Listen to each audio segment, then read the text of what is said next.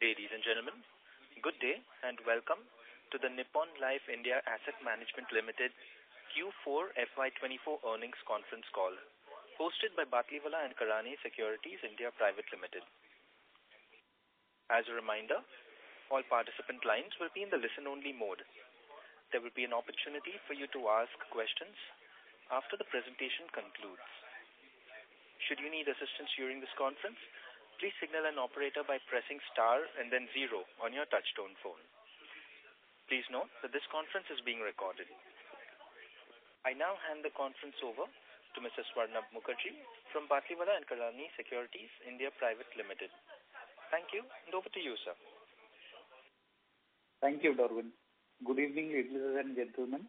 On behalf of Batlivala and Karani Securities, I welcome you all to the Q4 FY2024 earnings conference call of Nippon Life India Asset Management Limited. We have with us Mr. Sandeep Sikka, Executive Director and CEO, along with the top management team of Nippon Life India Asset Management. I would now like to hand the conference over to Mr. Sikka for his opening remarks. Over to you, sir. Thank you. Good evening and welcome to our Q4 FY earnings conference call.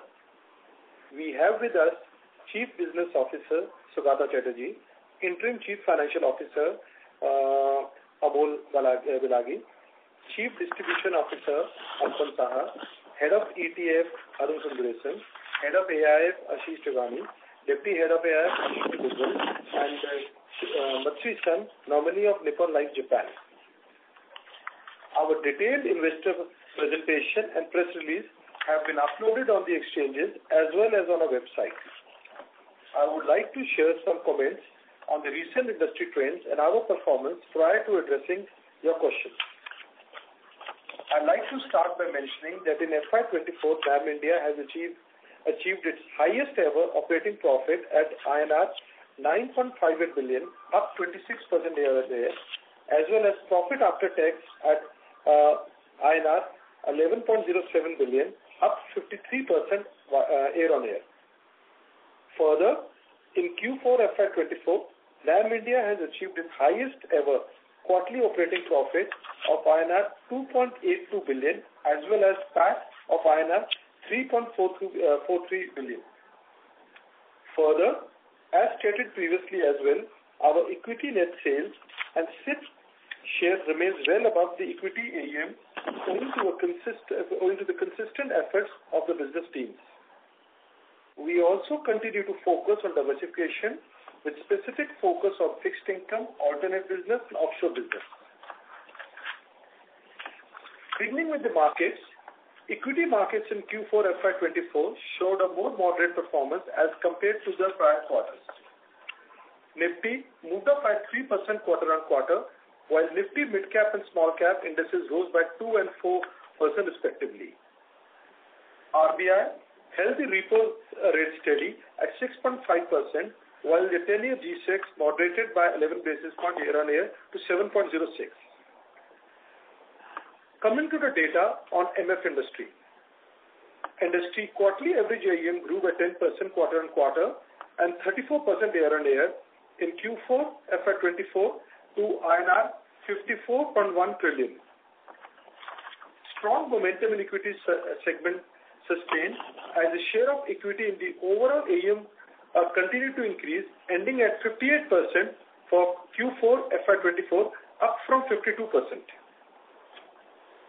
Now moving to the industry inflows, the equity category excluding index and arbitrage witnessed a gross inflow of INR 1.94 trillion and a net flow of INR 798 billion. Both gross and inflows were higher on quarter-on-quarter basis. Strong inflows were witnessed across sectoral, thematic, multi-asset class asset allocation funds and large and mid-cap funds, while inflows in small and mid-cap funds were lower sequentially.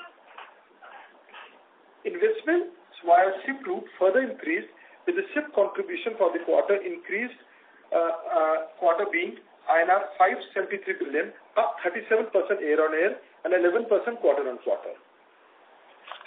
Monthly SIP flows in March 2024 stood at INR 193 billion, which was another all-time high. SIP folios increased by 10% 10% quarter-on-quarter to 84 million. The fixed income category, debt and liquid, witnessed a net outflow of INR 464 billion in a seasonally weak quarter. The ETF category had a net inflow of INR 196 billion.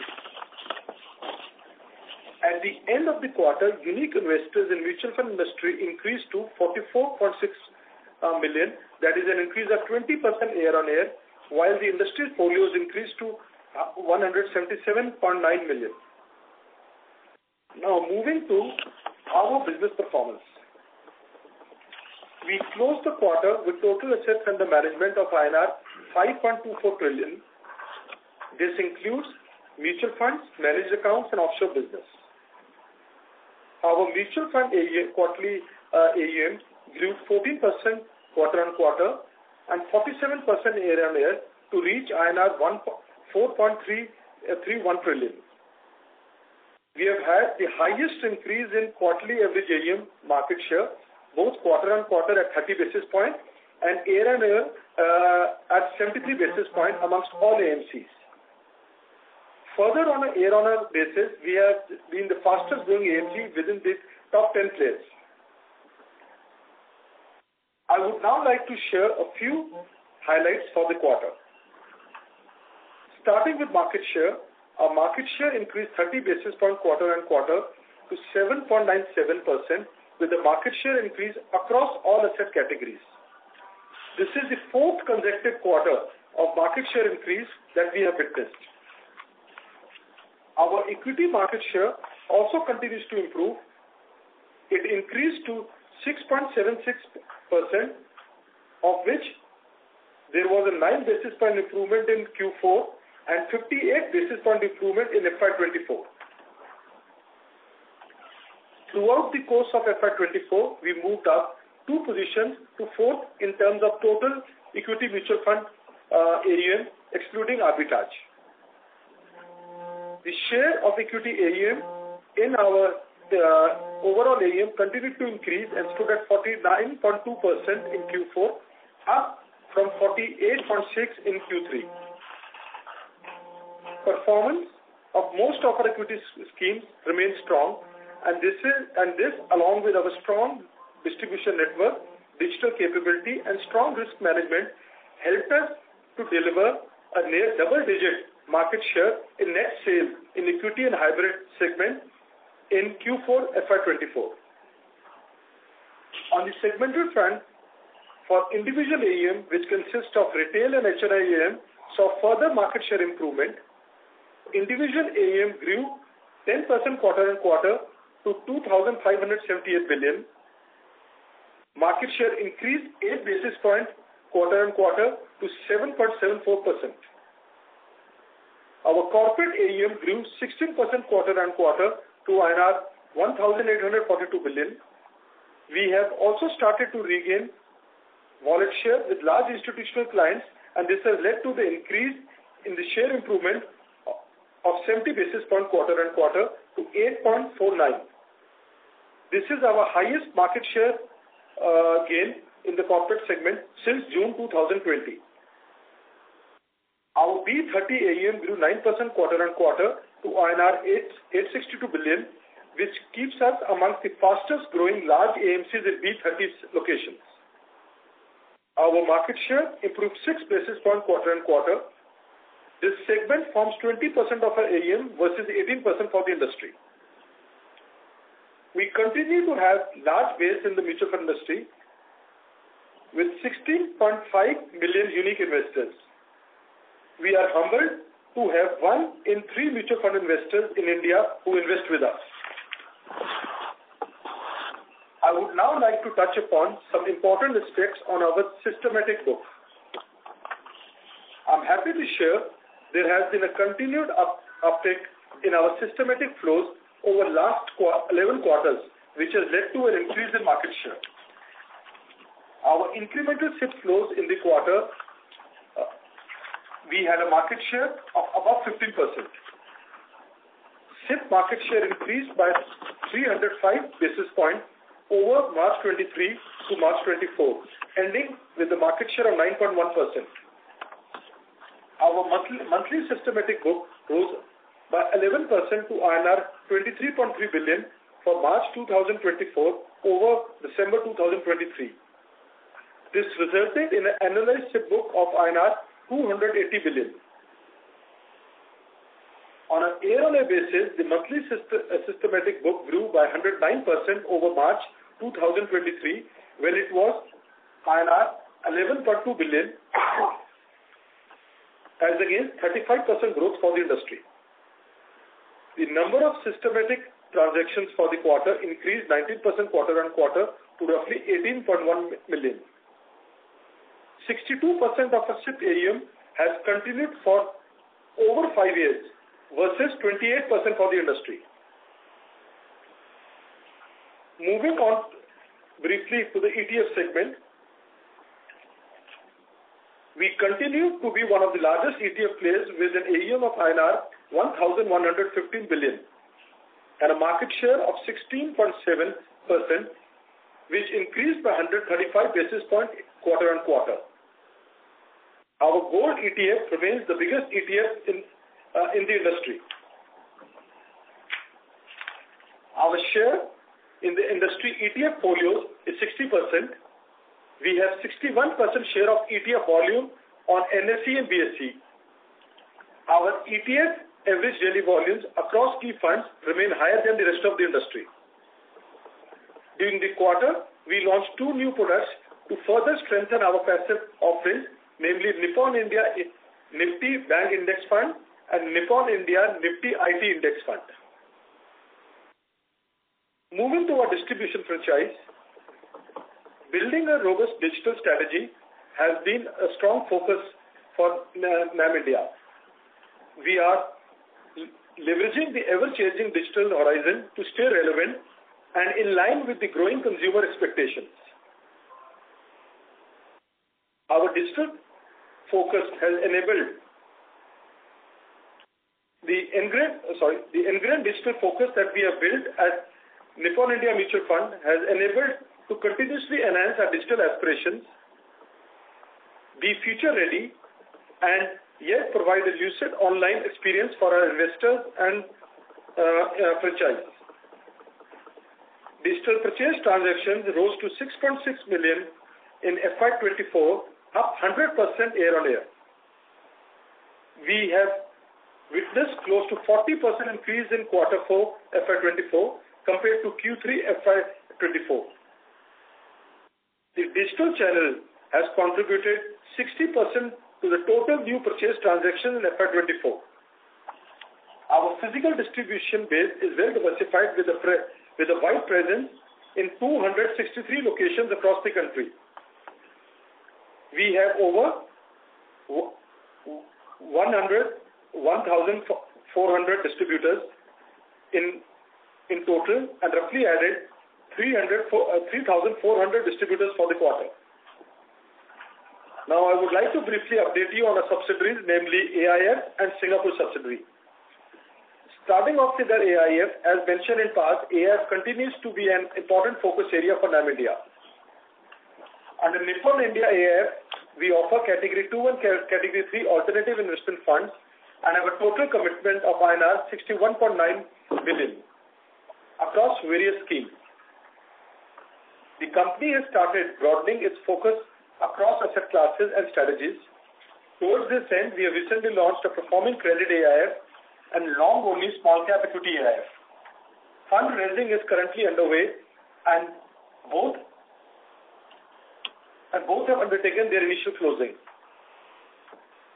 During the quarter, we have undertaken the first closing of a tech VC AIF, Nippon India Digital Innovation AIF Scheme 2A, a direct venture capital fund targeting investments in early growth stage startups. Also, our tech VC fund of fund launched in 2020 is in advanced stage of deployment with nearly 80% of the commitment raised has been deployed across 12 tech and VC funds.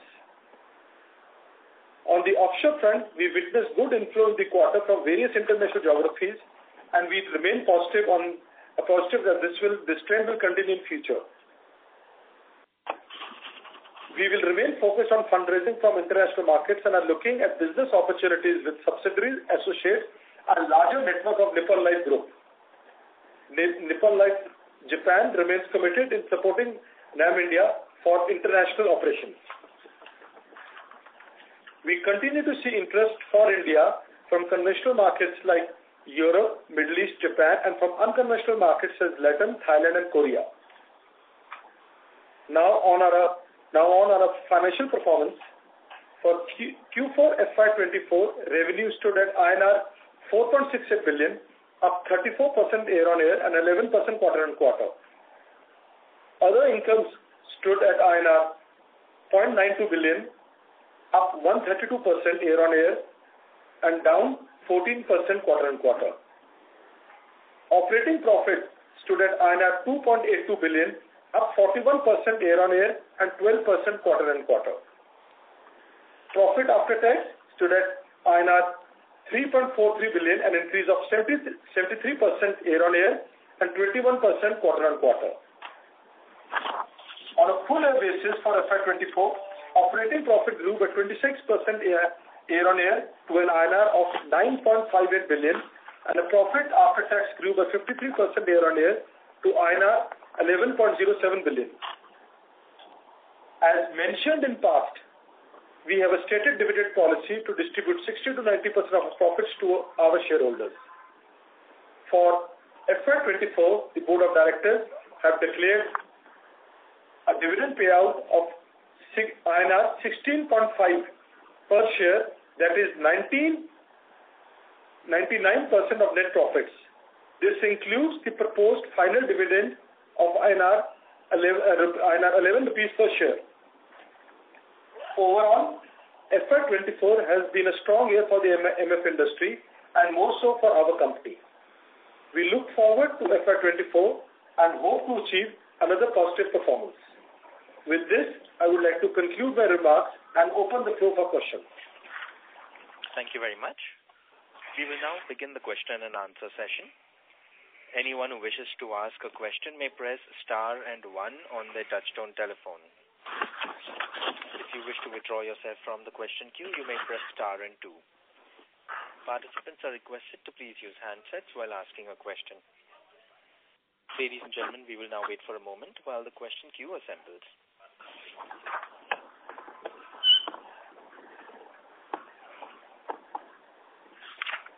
We have the first question from the line of Lalit Dev from Equirus Securities. Please go ahead.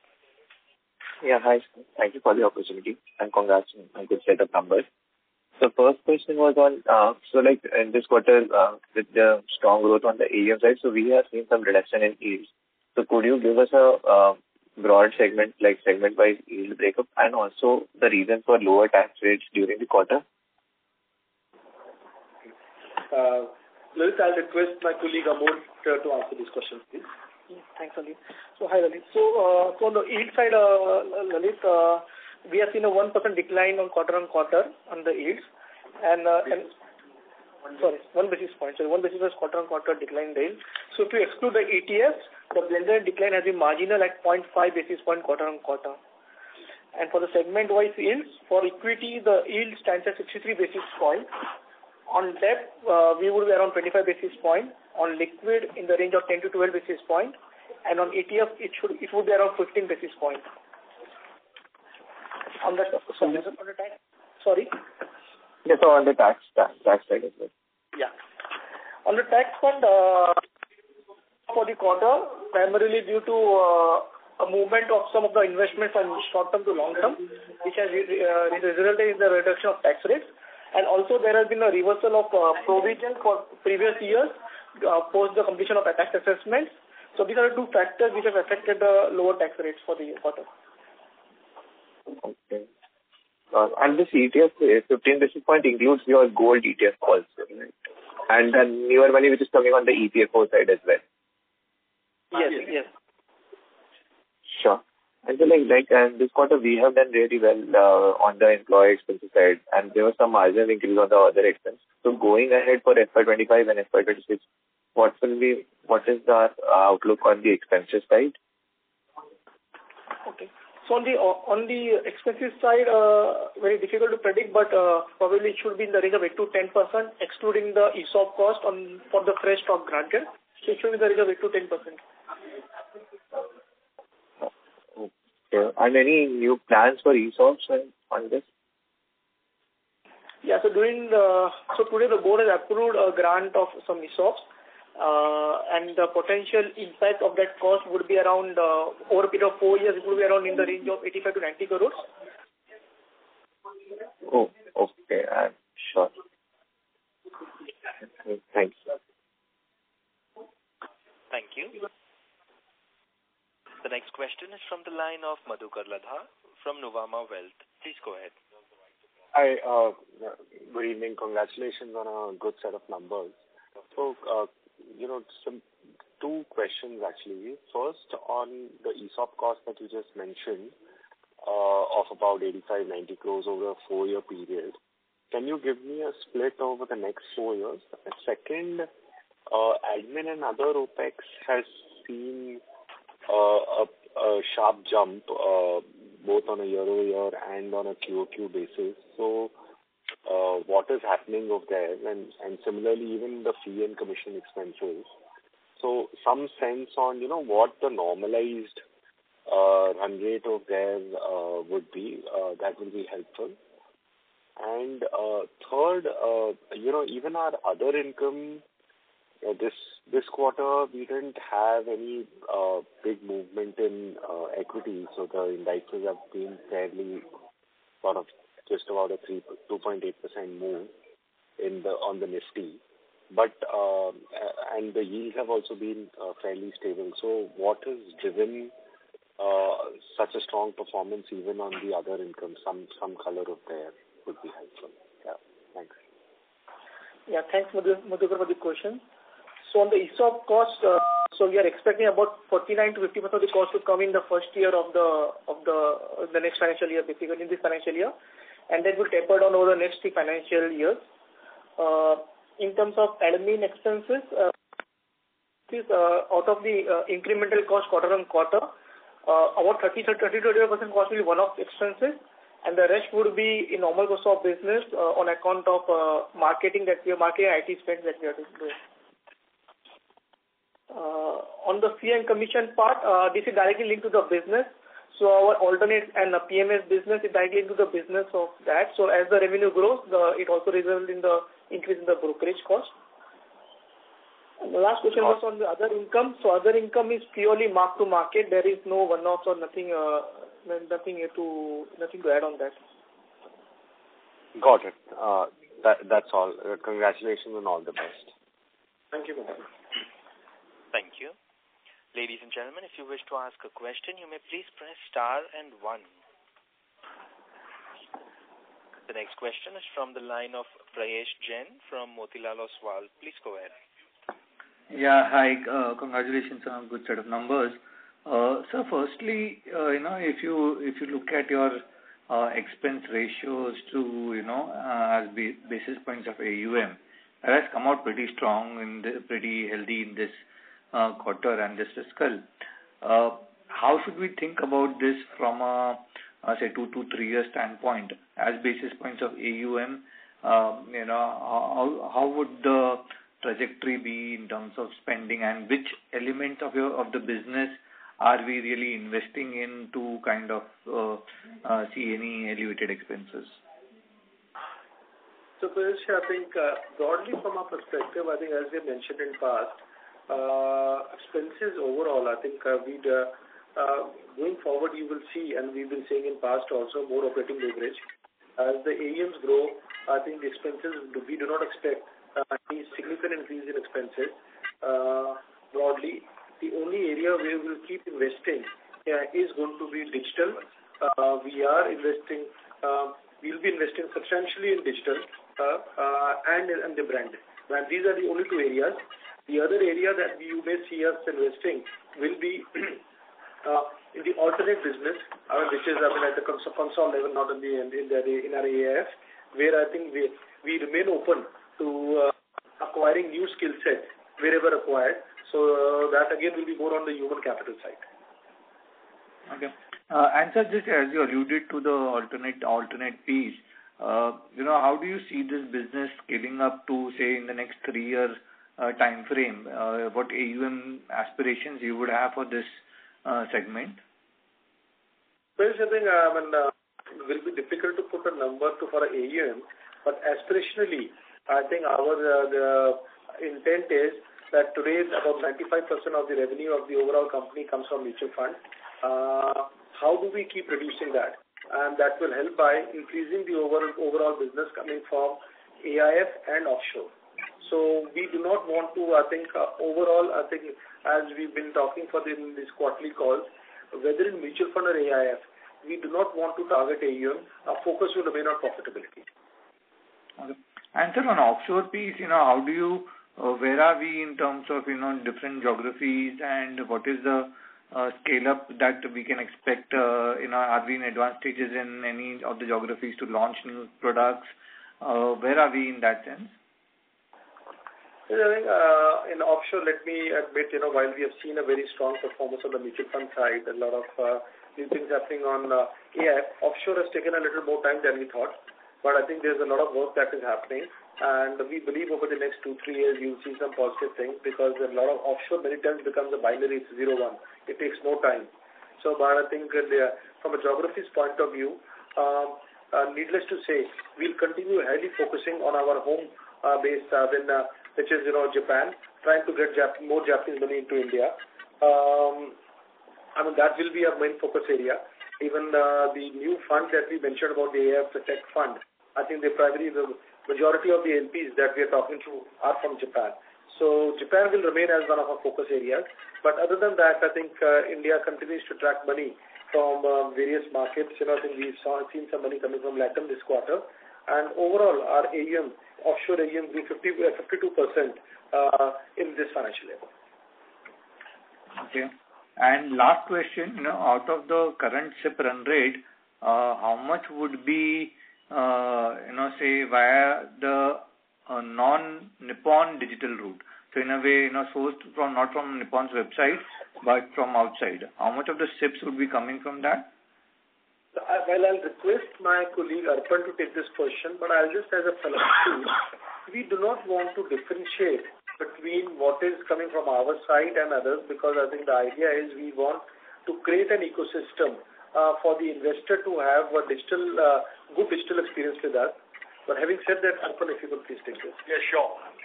So the way we look at our digital over here at Nippon is that when we work with our partners, we have integrations in play. And what happens with the integrations is we always understand what is the platform of choice that the consumer wants to buy on, right? So we have the storefront philosophy where we ensure that if our consumer is going to say X, Nippon products should be available on the storefront. Versus if the customer comes on our website, anyways he's getting all the Nippon products. So it's a proper 360 embedded philosophy where we believe that, there is no single reason why a consumer would want to come to our website or would want to go to a integrated partner. It is all connected. Got that. Thank you and all the best. Thank you. Ladies and gentlemen, if you wish to ask a question, you may please press star and 1.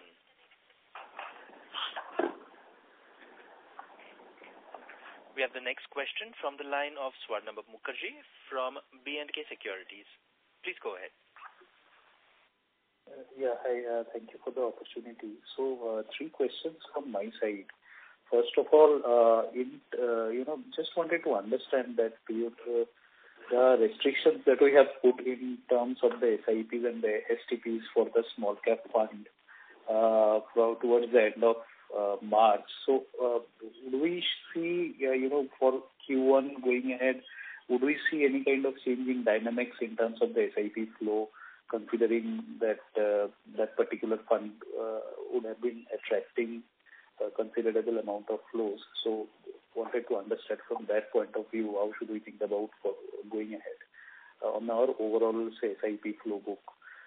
That is the first one. Second is, in terms of the competitive intensity in the industry, how are we seeing the payout levels, and are we in order to garner business, do we require to pay out a little bit more to the distributors? How, if you could share what the current, what are you seeing in the landscape right now? And if you could also give some color on where would be the flow yields vis-a-vis the stock yield, particularly in the growth-oriented segment. And thirdly, also, given that we have been focusing on the HNI segment and that in this particular segment, the distribution happens through slightly larger distributions in several distributors in several cases. Can that also have an impact on our overall realizations as we go through them? So these three questions, sir. So I think I'll request Sugata Chatterjee to take the first question on the shift from the small cap, and I think the competitive advantage, but I'll come back to that after that. Yeah. So on the small cap piece, though we are putting restrictions and twice we have brought in restrictions now.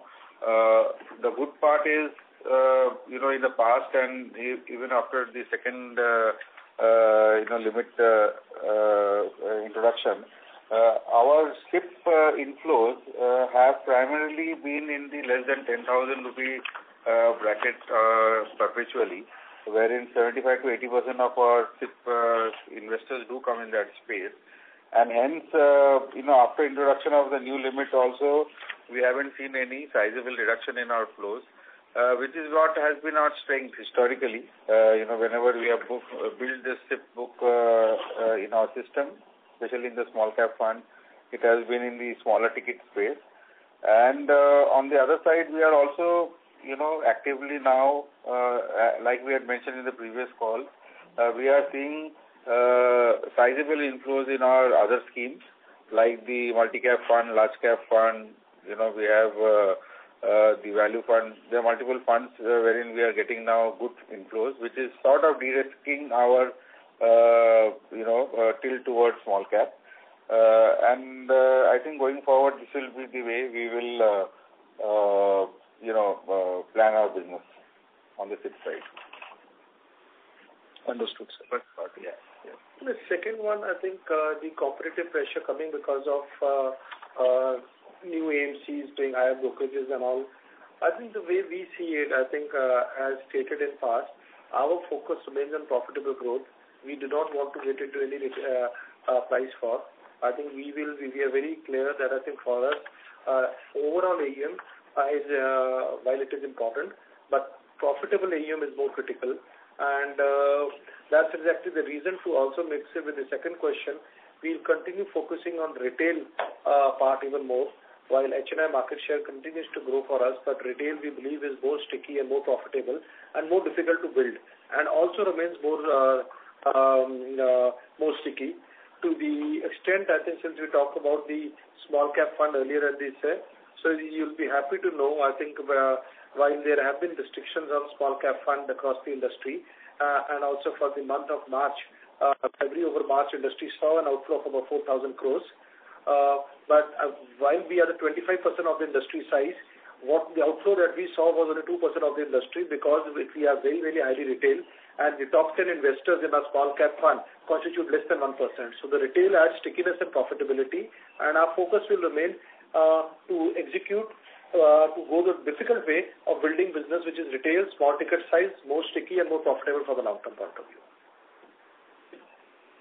Right, sir. Sir, any indication on the flow versus stock realizations? What are we seeing right now? So we did not disclose this data, but you can safely assume that the yields on the stock would be higher compared to the flows. Understood, sir. I think that has been the trend over the last few quarters. Just wanted to understand that has the delta how the delta has moved? Has it kind of widened or narrowed? If you could at least give. See, for us, as Sandeep mentioned, that we want to be on a profitable side of business. So probably we have not increased the payouts as such. So our yields have on the new business have remained constant. Okay. And as mentioned last quarter also, we have rationalized our distribution cost in one of our larger schemes, and this would help us in maintaining our margins on the new cost of acquisition, new cost. Okay, got it. And lastly, just to add, if you see the behavior of our net sales, which is what we articulated in the opening speech, we have a much healthier net sales than the industry, and hence our old assets are still, intact, which is giving us better margins always. Understood. So just last one quick question. When you mention about the HNI segment in your disclosures, is that on the basis of how AMFI defines the HNI segment? Yeah, very much. Yes. 2 lakh plus. Okay.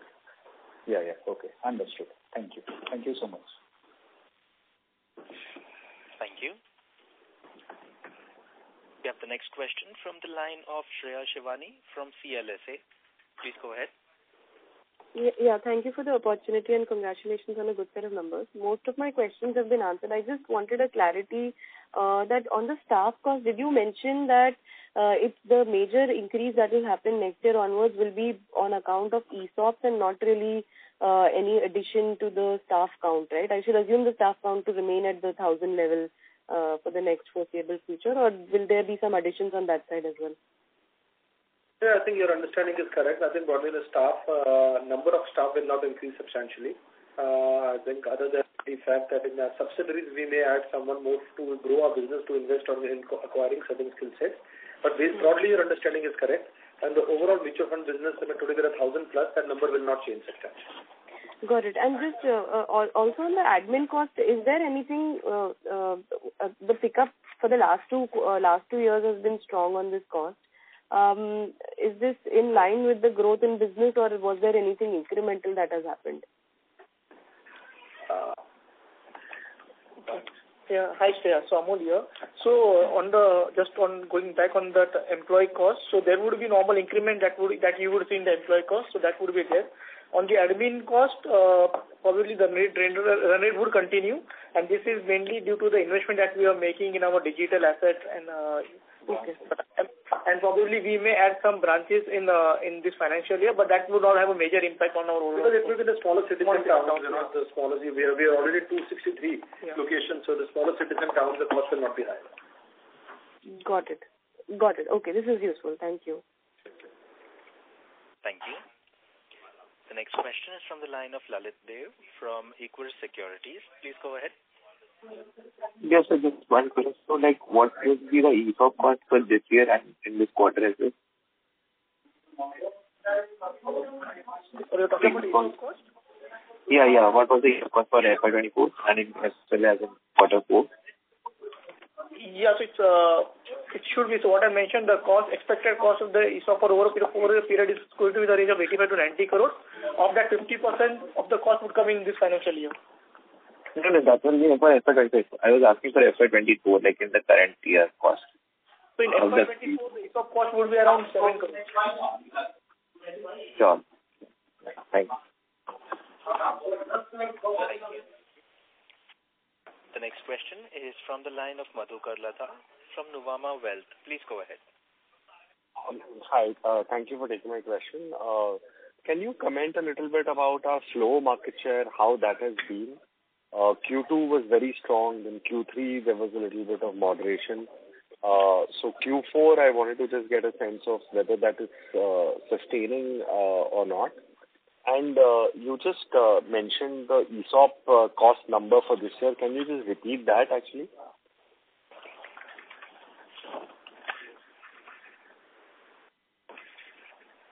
So yeah, on the flow side, Q3 and Q4 continues to be in the similar range. So from an equity net sales point of view, we are in the double-digit space still. And like we had mentioned earlier, and Sandeep did mention, small caps, large cap, these are certain categories where we have been able to continue to have higher double-digit net sales.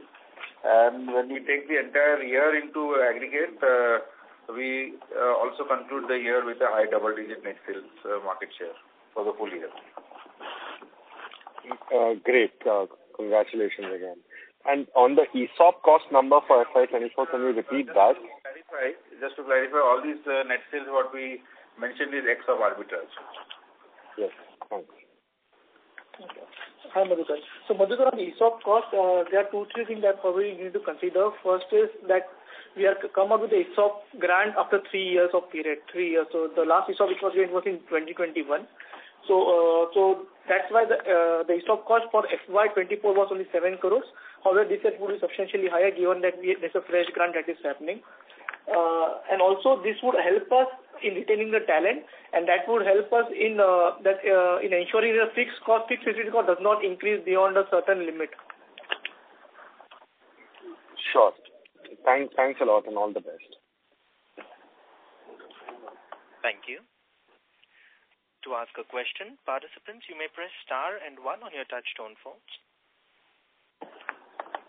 We have the next question from the line of Ronak Singhi, an individual investor. Please go ahead.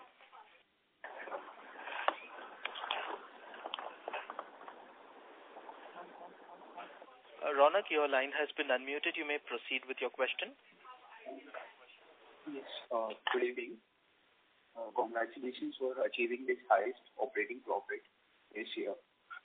So my first question is, given the increased marketing spend aimed at attracting the younger generation alongside with your growing investment in maintaining the data lakes and all in the artificial intelligence space to analyze the investor behavior, I would really appreciate if you could provide a breakdown of the SIP contributions by age group, young versus old generation. Because I am interested in understanding the percentage of SIP contributions coming from the young investors versus the old investors, since this marketing campaign is being targeted towards the younger generation more.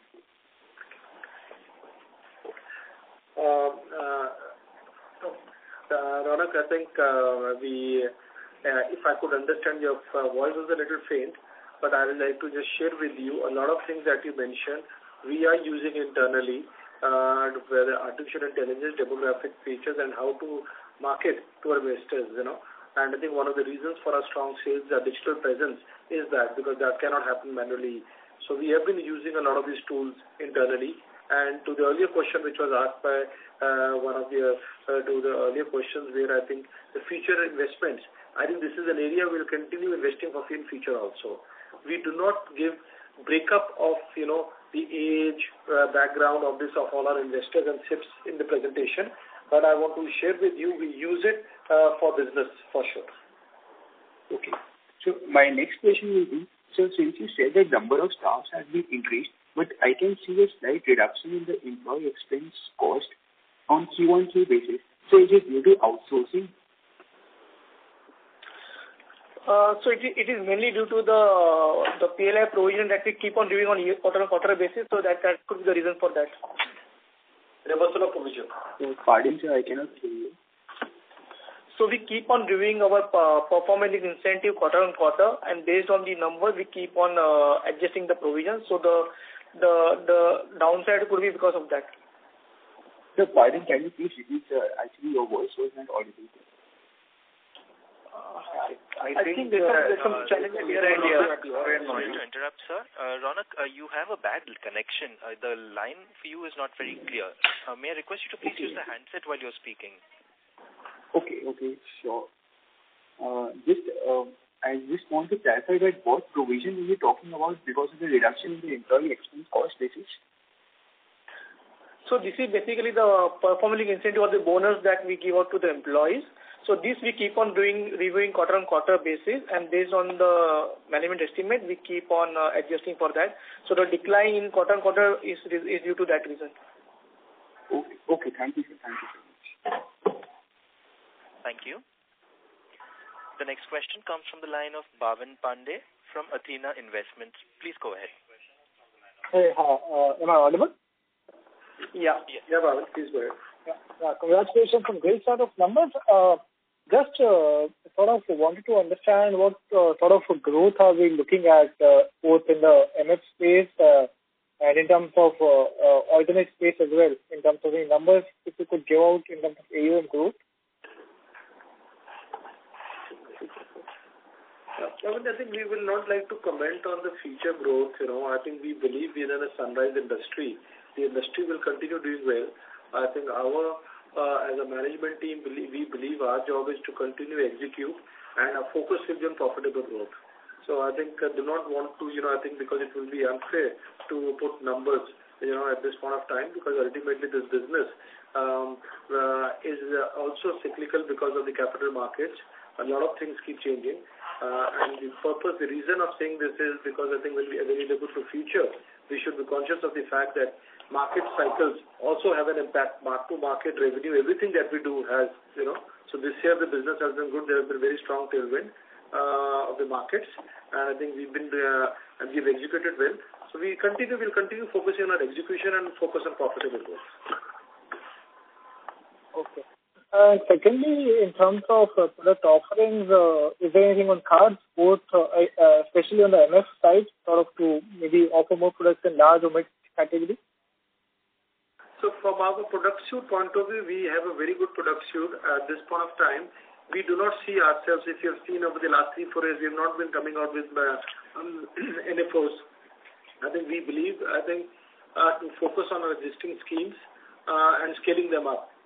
Having said that, in the passives, we will continue launching few themes which we believe can help the investors from a long-term point of view. But pure active mutual fund, I think our focus will be to scale up and capitalize on the great fund performance and the track record that we have and build on the existing schemes. Perfect. That was really helpful. And good luck for the year ahead. Thank you very much.